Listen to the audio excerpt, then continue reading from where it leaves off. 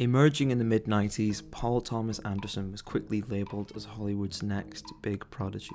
After his short film Cigarettes and Coffee gained critical acclaim, Anderson was invited to the Sundance Labs. Here, he developed this idea into what would later become his debut feature, Hard Eight. Fast forward some 25 years later, and Anderson has developed a filmography on par with the greats. What stands out though are the consistently recurring themes and motifs found within these films. From Hard Eight onwards, Anderson's work has touched on a number of themes, such as the bonds between family, both biological and surrogate, and the trauma that comes with them. On top of that, these films are often set during periods of great upheaval in American history, transitional eras that signal a change in perspective or ideology.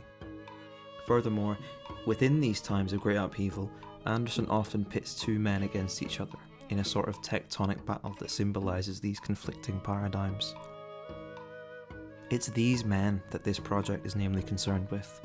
From the wayward, placeless John in Hard Eight to the capricious dressmaker Reynolds Woodcock in Phantom Thread, Anderson's films and their lost men have continued to somewhat evolve and each tell their own rich, nuanced story. Beginning with Hard Eight, we're immediately introduced to the two leading men, John and Sidney, and the dynamic is cemented from the off. We see John dwarfed by the shadowy figure of Sidney, indicative perhaps of his omnipresence throughout the movie. And it is Sidney's movie. The original title of the film was Sidney until Reicher Entertainment got involved and made a plethora of changes to the film pre-distribution.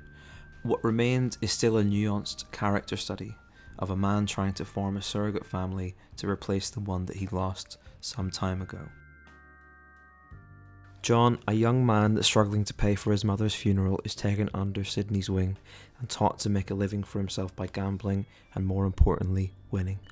It's this pseudo-parental relationship that drives the narrative of Hard Eight. Sidney might cut a lonely but assured figure throughout the halls of the casinos, but his true solace lies in imparting his seasoned and experienced wisdom on his stand-in children. Both John and his newlywed wife Clementine experience some form of parental guidance from Sidney, and both to some extent pervert this knowledge and use it for ulterior motives. Take for instance the crucial scene in which John and Clementine end up taking a man hostage after a botched robbery. What once was an elegant, effortlessly gliding camera that tracked Sidney sauntering around the tables is morphed into frenetic, jarring handheld. By doing this, Anderson and cinematographer Robert Elswit not only capture the emotions of Sidney and his quote-unquote children, but nod towards a future that's far from idyllic.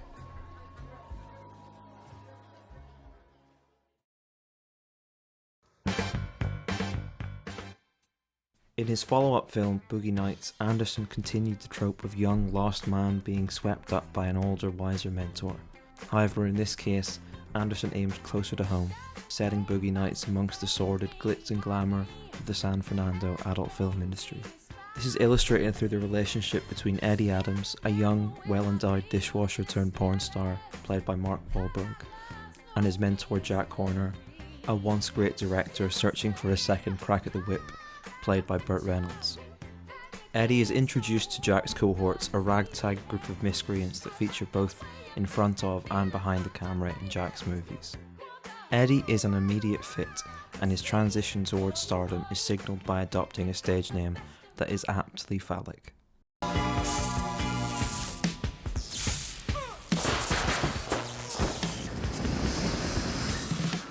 says Dirk Diggler. But what comes up must come down, and in the film's turning point, a climactic scene that takes place on New Year's Eve 1979, Jack's figurative family begins to crumble.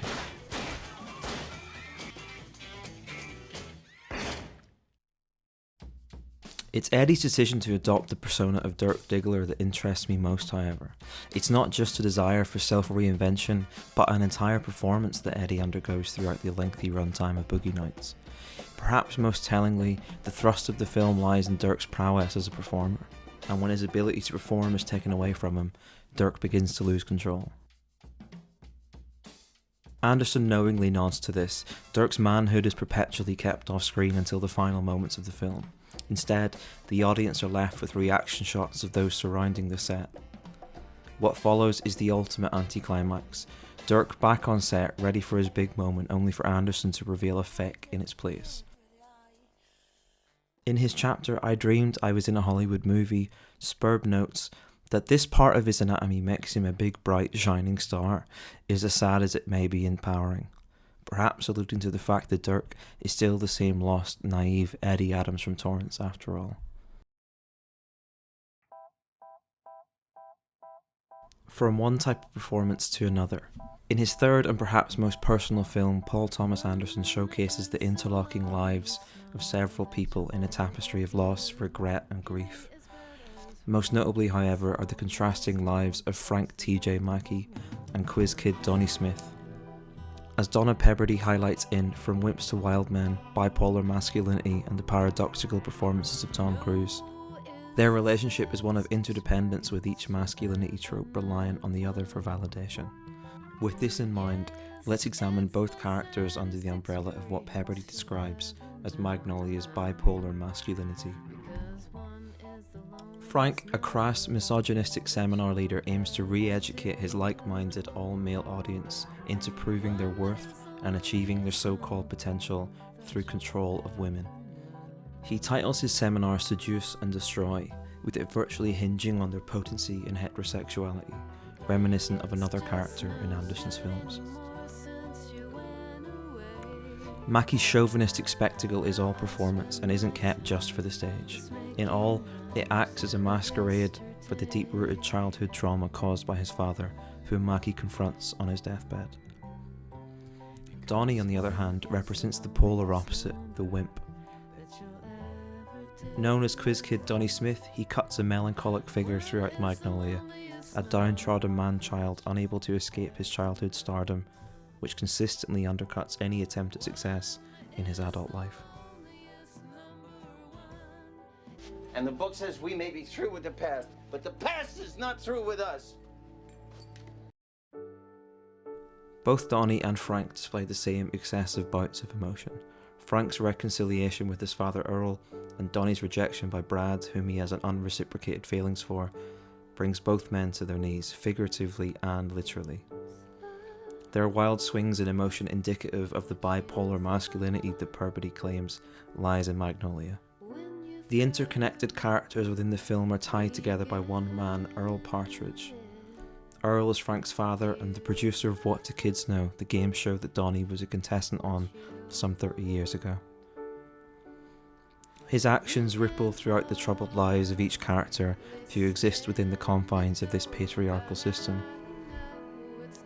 Perhaps then it is apt that the final twist in the lives of these impossible characters comes from an act of the ultimate patriarch. In Paul Thomas Anderson's fourth film, Punch Drunk Love, the American auteur dials down the scale and spectacle, and while the same undertones of millennial anxiety course throughout the film, and not as apocalyptic as its predecessor. In this film, Anderson rejects his early reliance on ensemble casts and focuses on a single protagonist. Punch Drunk Love revolves around Barry Egan, another lonely, lost man. Barry is framed in the corner of an abnormally empty office, with his navy blue suit almost melting into the wall behind him. Immediately we're under the impression that Barry is a character on the fringe of his own life, consistently undermined and unable to express his emotions properly. Brother to 7 domineering and verbally abusive sisters, these women dominate Barry's life. His sisters tower over him, question his sexuality and poke fun at his appearance. About you. Remember we used to call you gay boy? You'd get all mad? It's no surprise then that Barry's attempts with romancing Lena, his sister's equally kooky colleague, are stunted, leaving him prone to manic outbursts of emotion. What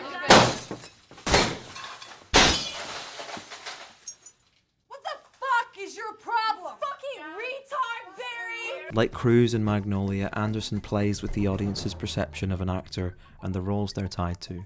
Sandler, known at the time for his roles in Big Daddy and the titular characters in Happy Gilmore and The Waterboy, was famous for his comedic chops and slapstick juvenile tantrums. Therefore, when we see him adopt the role of nervous, twitchy Barry Egan, we're used to the manic outbursts of anger, but in Punch Drunk Love they carry a new, heightened sensibility. So then, as the film progresses and Barry is able to manage his bouts of rage with more ease, it's seen as growth. In Constructing Masculinity, professor and author George Udich notes that self-esteem and cultural empowerment are among the most important ethical principles in any struggle for recognition. It's this struggle for recognition and self-esteem that manifests itself within Barry's blossoming relationship with Lena.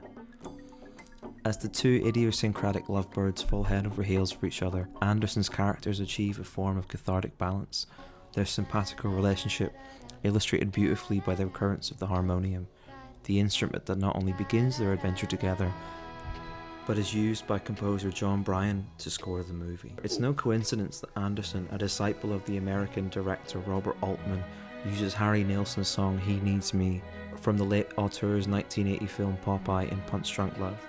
Highlighting the simpatico nature of their relationship, both Barry and Lena are made whole by one another. In 2007, Paul Thomas Anderson released what would become his most critically and commercially successful film to date. Loosely adapted from Upton Sinclair's novel Oil, There Will Be Blood centres on prospector turned oil magnate Daniel Plainview on his hubristic journey to amass wealth, power and influence in the face of his rivals, with his standout opponent being Eli Sunday, the evangelical and opportunistic leader of Little Boston's church. In There Will Be Blood, the central conflict lies between these two men. Both desire control over the land and the wealth that is to be extracted from it. Daniel, a self-proclaimed oil man, lures the residents of Little Boston into acquiescing to his desire of drilling the land of its natural resources, with his waxing lexicon and imposing figure. Eli, on the other hand, exploits his control over the faithful for influence and power, a charlatan in preacher's clothing. The collision of these two men harkens back to the title of the film, Conflict is Assured and There Will Be Blood. These antithetical characters signal a wider conversation opened by Anderson. Both men symbolise two opposing ideologies, wealth and capitalism, and religion and faith. And their battle of barbed wits and physical punishment tells a story of America in transition. When I interviewed Adam Naiman about his book Paul Thomas Anderson Masterworks, I quizzed the Canadian critic on why his extensive critique of Anderson's work begins with There Will Be Blood and continues on in a chronological order. Naiman noted that it feels like the beginning, you know? It's like he's trying to stage a primal scene, where he's trying to stage an origin myth. He's trying to stage, this is a prologue to history. Daniel Plainview makes an awful lot of sense as the first Paul Thomas Anderson character, even though he's not, really. Establishing this thread of auteurist commentary allows us to see Plainview as Anderson's primordial man. And with that, the irony of Daniel's bitter triumph being sullied by his unyielding misanthropy motions towards a relatively bleak experience for the men in PTA's films, both past and to come. Critic and author Jason Spurb notes that in There Will Be Blood, however, the ending fulfills not only its title, but also the full extent of Plainview's destructive legacy. And it's in this legacy that the nihilistic moral of Anderson's Western tale of woe inflects the colouring of his other lost, questing men. It's no coincidence that Anderson's next film following the hugely successful There Will Be Blood was The Master. In truth, the two films share some of their creative DNA with each other, as portions of The Master's script were formulated alongside There Will Be Blood's. Whilst The Master does incorporate two seemingly different men head to head in an era of historical upheaval, that is where the parallels stop. The two men in question are Freddie Quell, played by Joaquin Phoenix, a Navy veteran from World War II who struggles at adapting to a society that's left him behind, and Lancaster Dodd, the loquacious leader of the cause, a rough verisimilitude of L. Ron Hubbard's Church of Scientology. Freddie, a damaged, dependent drifter, is reminiscent of Anderson's other fringe characters who search for meaning or purpose. What differentiates Freddie, however, is that his next steps are vague. He floats between jobs and drifts between locations, that is, until his fateful encounter with Dodd and his disciples. What do you do? I do many, many things. I am a writer, a doctor, a nuclear physicist, a theoretical philosopher. But above all, I am a man. Hopelessly inquisitive man, just like you. It's in this meeting that the driving force of the film is established. The relationship between Freddy and Dodd is set up to follow in its predecessor's footsteps, but instead morphs into something more of a symbiosis. Freddy, who starts as a troubled, traumatized man, prone to acts of drunken violence and sexual promiscuity, begins a new journey with the Cause, whose mission statement of returning its followers to their inherent state of perfect entices wounded strays like Freddy. Both men see in one another a form of salvation. In Dodd and the Cause, Freddy sees the potential for a place to belong to, another stand-in family of sorts for Anderson. While in Freddy, Dodd sees the perfect test subject, a wild, impulsive man who, if tamed, would vindicate the efforts of the Cause and its egocentric leader. What transpires is a push and pull between chaos and control, both of which bleed into the lives of Freddy and Dodd. Oh, if you already know the answers to your questions, then why ask? Pig fuck! This is exemplified best during Dodd's attempt at conditioning Freddy, tasking him to continually walk from the window to the wall, describing what he feels each time.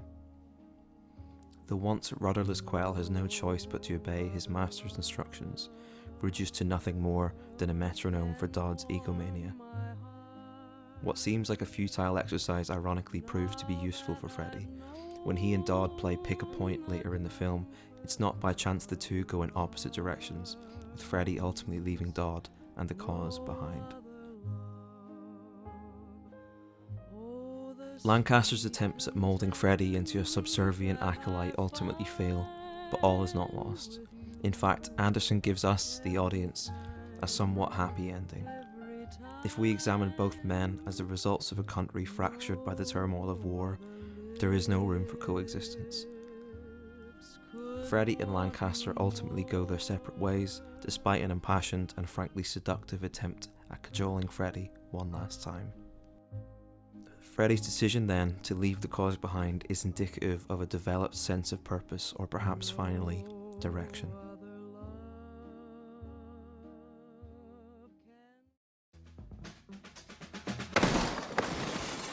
Bigfoot and... Inherent Vice, Anderson's most divisive film to date, is an adaptation of Thomas Pynchon's dense novel of the same name. A hazy noir set in 1970, the film follows Larry Doc Sportello, a self-titled private eye who specialises in missing persons cases. In typical Anderson irony, the missing person in question is Doc's ex-girlfriend's new lover, property tycoon Mickey Wolfman. Shasta, played brilliantly by Catherine Waterston, claims that Mickey's disappearance was orchestrated by his wife and the man that she is having an affair with. When eventually Shasta then goes missing, Doc is forced to get involved and find the woman he still loves, and along the way uncover a series of improbably linked people, institutions, and past cases. On first watch, Inherent Vice appears incredibly nebulous. If Pynchon is a novelist who is apparently impossible to adapt, Anderson succeeds in conveying the ambiguous threads of narrative that are hidden amongst a tableau of political allegory and paranoia. It's interesting then that both The Master and Inherent Vice feature two men, both played by Joaquin Phoenix, exploring an environment that's been irrefutably changed by war, where Freddy was ex-Navy and struggled to reintegrate himself to a society that's long since left him behind.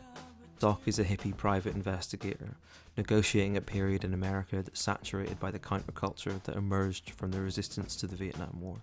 Doc symbolises this counterculture movement, a right-on resistance questing for answers to the bigger picture at play. Unfortunately, and in kew with its noir stylings, each avenue of exploration only reveals another opaque thread to follow. In Masterworks, Adam Naiman notes that the key to Pynchon's riff on noir is its lack of surprise at the idea that everything is connected, and that the hero's understanding of this synchronicity yields not exhilaration, but resignation. This being Doc's realisation that the disappearance of Mickey, Shasta, Coy, Harlingen, another case that Doc picks up, are all tied together and are all connected to the mysterious Golden Fang. The Golden Fang. The Golden Fang. Golden Fang? She's not just a boat, Doc. She's much more than that. However, it's not simply just applied to the addiction that characters like Hope and Roy, and to a lesser extent Doc, experience, but the permeation of commercialism that took grasp of America during this time, from top to bottom. It's heady stuff, and one can be forgiven for getting lost in the miasma of smoke rings and corruption conspiracies. What can be discerned is an obscure web of dissonant narratives, all prone to the titular effect of inherent vice. This refers to the tendency of objects to deteriorate based on their innate properties. Just like an apple rots over time, so too do relationships end, businesses crumble, and eras transition. It's ultimately this impermanence that gives the film its emotional direction. Inherent Vice is a film about lost love and second chances. On one level, Doc is able to cobble together enough threads to return Roy to his wife and give their relationship a new beginning. This paints a contrasting picture to the wilting love between Doc and Shasta, but if their relationship is anything to go by, everything, even love, has its own inherent vice. Anderson's 8th and most recent film, Phantom Thread, was heralded as his return to form, breaking away from the hazy paranoia of Pynchon's inherent vice and the warring ideologies of the master. Instead, Anderson turned his attention across the Atlantic. Set in London, Phantom Thread centres on Reynolds Woodcock, a highly strung dressmaker whose acclaim is coloured as equally by his craft as it is by his fastidious reputation. Reynolds is a man of ritual, and any inconvenience, no matter how seemingly innocuous, threatens to throw off his artistic craft. It's established early in the film that Reynolds is a self-titled, confirmed bachelor, stuck in a loop of discardable female muses and haunted by the memories of his late mother, the woman who taught him his trade. What at first sight may appear to be the tale of a genius, egocentric artist, seducing and eventually discarding women at will, couldn't be farther from the truth. In fact, in a film so dominated by the presence of women, it's perhaps Anderson's first story not set against a patriarchal backdrop. Reynolds may be the ingenious designer, but the House of Woodcock is run by his stern sister, Cyril. The inspirations for his work come from the women he falls in and out of obsession with, and the dresses themselves are created exquisitely by the expertly talented seamstresses. The House of Woodcock may be the height of haute couture, but in name alone, it's an ironic title that denotes nothing but self-importance. Reynolds is not, however, another Barry Egan, a man struggling with the repressed masculinity. Both Phantom Thread and Punch Drunk Love are cracked depictions of romance and two partners who are tailor-made for one another. In Phantom Thread, Reynolds meets his match in Alma, a waitress whom it seems is likely to figure as Reynolds' next muse. Instead, however, her fierce loyalty and passionate affection for Reynolds ensures the two unlikely lovers become entangled in the wrappings of romance. What follows could be seen akin to the tete-a-tete that Freddie and Lancaster have in The Master. A battle of words and actions whilst ultimately learning from one another. In Creeps' own words, however, she describes it more delicately. It's not at all a duel, it's a duet. It's a dance between two people, and when you're dancing, one takes the lead and the other takes the lead, but it's, in my eyes and in my opinion, it was never a fight or I don't know. It's this idea of a dance that Creeps touches on that interests me most. Alma's gradual assertion of dominance is subtle at first. Small moments that turn harmless conversations into piercing jabs at Reynolds' invulnerable, unbothered facade soon morph into Alma poisoning her other half.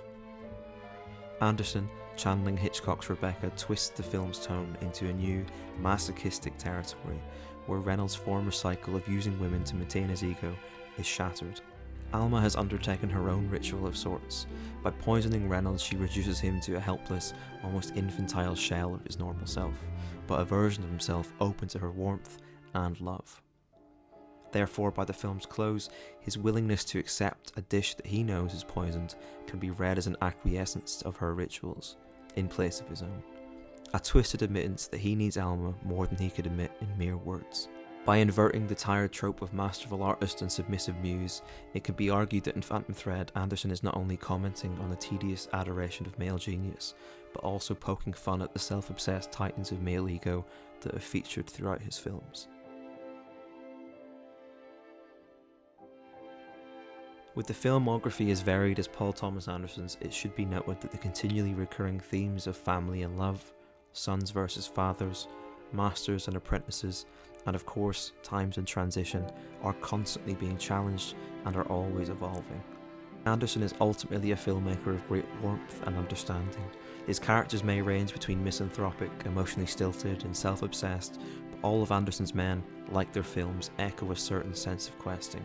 Never satiated by uncovering one thread of human connection, always striving to understand the purpose and reveling in the journey itself.